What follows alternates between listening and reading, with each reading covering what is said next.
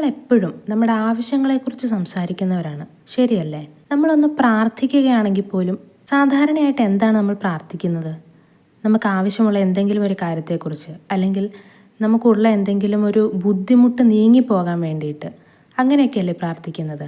എപ്പോഴെങ്കിലും നിങ്ങൾക്ക് ഓൾറെഡി ഉള്ള ഒരു നന്മയ്ക്ക് വേണ്ടി, അല്ലെങ്കിൽ ഓൾറെഡി നിങ്ങൾക്ക് കിട്ടിയ ഒരു അനുഗ്രഹത്തിന് നന്ദി പറഞ്ഞ് പ്രാർത്ഥിച്ചിട്ടുണ്ടോ? ഇതിന് മുൻപത്തെ വീഡിയോയിൽ നമ്മൾ ഓൾറെഡി സംസാരിച്ചിരുന്നു ഗ്രാറ്റിറ്റ്യൂഡ് എന്താണ്, അതെങ്ങനെ നമുക്ക് ജീവിതത്തിൻ്റെ ഒരു ഭാഗമാക്കാം, ഗ്രാറ്റിറ്റ്യൂഡ് പ്രാക്ടീസ് ചെയ്യുന്നതിൻ്റെ ഗുണങ്ങൾ എന്തൊക്കെയാണ്, അത് നമ്മുടെ ജീവിതത്തിൽ കൊണ്ടുവരുന്ന മാറ്റങ്ങൾ എന്തൊക്കെയാണ് എന്നൊക്കെ നമ്മൾ ഇതിന് മുൻപത്തെ വീഡിയോയിൽ കണ്ടിരുന്നു. ഇന്ന് നമ്മൾ സംസാരിക്കുന്നത് ഈ കൃതജ്ഞത അല്ലെങ്കിൽ ഗ്രാറ്റിറ്റ്യൂഡ് നമ്മുടെ നിത്യജീവിതത്തിൻ്റെ ഭാഗമാക്കാൻ വേണ്ടിയിട്ട് സിമ്പിളായിട്ടുള്ള ശീലങ്ങളെക്കുറിച്ചാണ്. അതിലൊന്നാമത്തേത് നമ്മുടെ ഈ ദിവസത്തിലെ പോസിറ്റീവായിട്ടുള്ള കാര്യങ്ങൾ, പോസിറ്റീവായിട്ടുള്ള ഓരോ മൊമെൻറ്റ്സും നോട്ട് ചെയ്യുക എന്നുള്ളതാണ്. നമ്മൾ രാവിലെ എഴുന്നേൽക്കുന്നത് മുതൽ രാത്രി കിടക്കുന്നത് വരെ നമ്മുടെ ജീവിതത്തിൽ പല കാര്യങ്ങളിലൂടെ നമ്മൾ കടന്നു പോകുന്നുണ്ട്, ശരിയല്ലേ? ഇന്നത്തെ ഒരു ദിവസത്തിൽ രാവിലെ എണീറ്റപ്പോൾ മുതൽ ഈ നിമിഷം വരെ നിങ്ങൾ കടന്നു പോയിട്ടുള്ള നല്ല കാര്യങ്ങളെക്കുറിച്ച് നിങ്ങൾ ഓർക്കുക.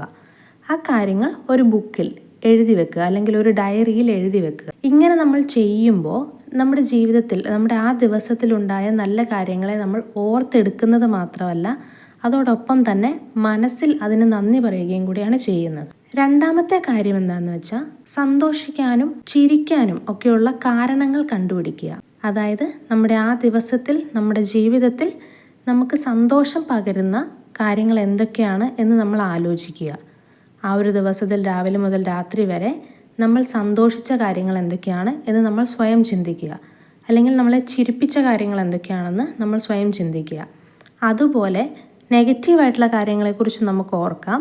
ആ ഒരു നെഗറ്റീവായിട്ടുള്ള കാര്യത്തിൽ എന്തുകൊണ്ട് എനിക്ക് സന്തോഷിക്കാൻ സാധിച്ചില്ല, അല്ലെങ്കിൽ എന്തുകൊണ്ട് എനിക്ക് ചിരിക്കാൻ സാധിച്ചില്ല എന്നുകൂടി ആലോചിക്കുക.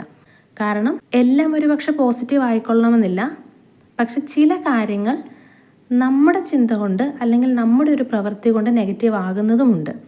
അപ്പം അങ്ങനെയുള്ള കാര്യങ്ങളെ നമുക്ക് അവിടെ തിരിച്ചറിയാൻ കൂടി പറ്റും. മൂന്നാമത്തെ പോയിന്റ് എന്ന് പറഞ്ഞാൽ, നമ്മുടെ ഏറ്റവും പ്രിയപ്പെട്ടവർക്ക് വേണ്ടി നമ്മൾ കുറച്ച് സമയം കണ്ടെത്തുക. നമ്മുടെ പ്രിയപ്പെട്ടവർ എന്ന് പറയുമ്പോൾ അതാരുമാവാം. നമ്മുടെ സുഹൃത്തുക്കളോ, നമ്മുടെ ഫാമിലി റിലേറ്റീവ്സോ, നമ്മുടെ പാരൻസോ, അങ്ങനെ ആരുമാകാം.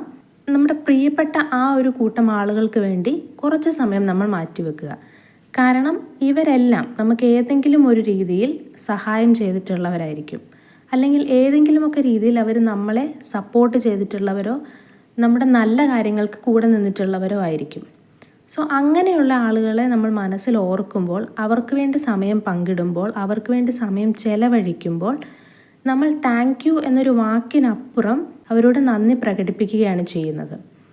അതുകൊണ്ട് നമ്മൾ എപ്പോഴും നമ്മുടെ കൂടെയുള്ളവർക്ക് വേണ്ടി, നമ്മുടെ പ്രിയപ്പെട്ടവർക്ക് വേണ്ടി കുറച്ച് സമയം മാറ്റിവെക്കുക. ഒരു ദിവസമോ ഒരാഴ്ചയോ ഒന്നും നമുക്ക് അവർക്ക് വേണ്ടി കൊടുക്കാൻ കഴിഞ്ഞെന്ന് വരില്ല.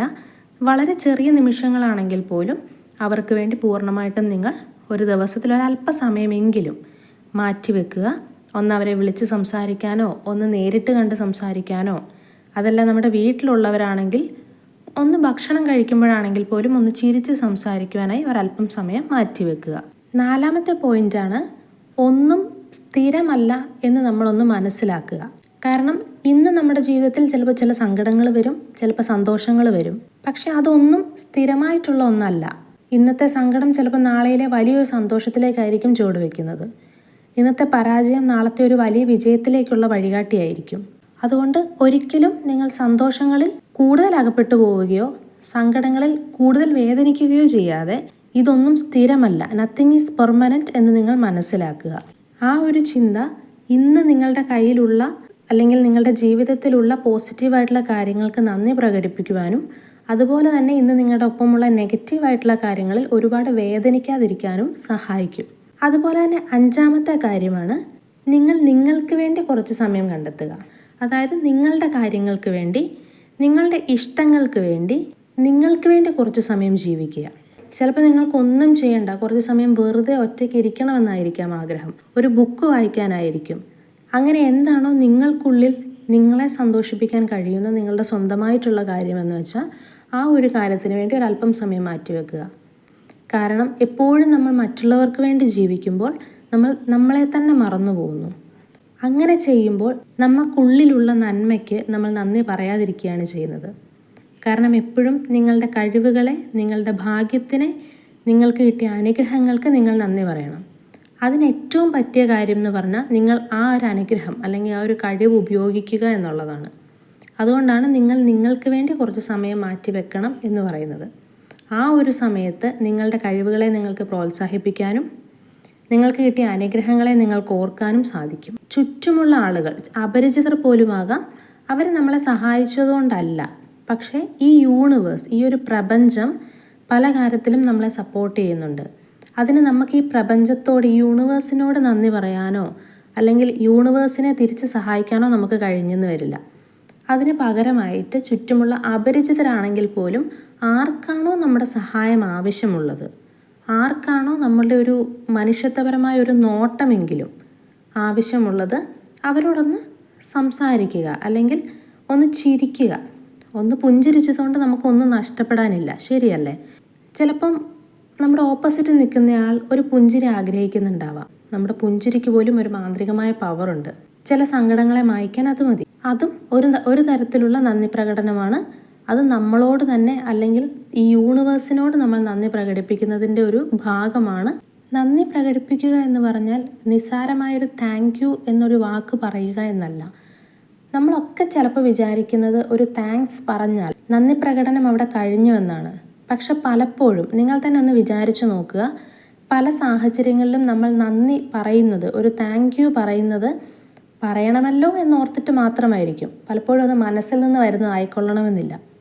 അതുപോലെ തന്നെ ചില സാഹചര്യങ്ങളിൽ നമ്മൾ വാക്കുകൾ കൊണ്ട് നന്ദി പറഞ്ഞില്ലെങ്കിൽ പോലും നമ്മുടെ മനസ്സ് അതിനോട് എപ്പോഴും കൃതജ്ഞതയുള്ളവരായിരിക്കുകയും ചെയ്യും. ഇന്ന് നമ്മൾ സംസാരിച്ച ഈ പോയിന്റുകൾ നമ്മുടെ ജീവിതത്തിൽ താങ്ക് യു എന്ന വാക്കിനപ്പുറം കൃതജ്ഞത പ്രകടിപ്പിക്കുവാൻ ഉപയോഗിക്കാവുന്ന ചില വഴികളാണ്. ഈ കാര്യങ്ങൾ നിങ്ങളുടെ ജീവിതത്തിലേക്ക് പ്രാവർത്തികമാക്കാൻ ശ്രമിക്കുക. ഇന്നത്തെ വീഡിയോ നിങ്ങൾക്ക് ഇഷ്ടപ്പെട്ടു എന്ന് വിചാരിക്കുന്നു. ഇഷ്ടപ്പെട്ടെങ്കിൽ ഈ വീഡിയോ ലൈക്ക് ചെയ്യുക. നിങ്ങളുടെ പ്രിയപ്പെട്ടവർക്ക് ഈ വീഡിയോ ഷെയർ ചെയ്ത് കൊടുക്കുക.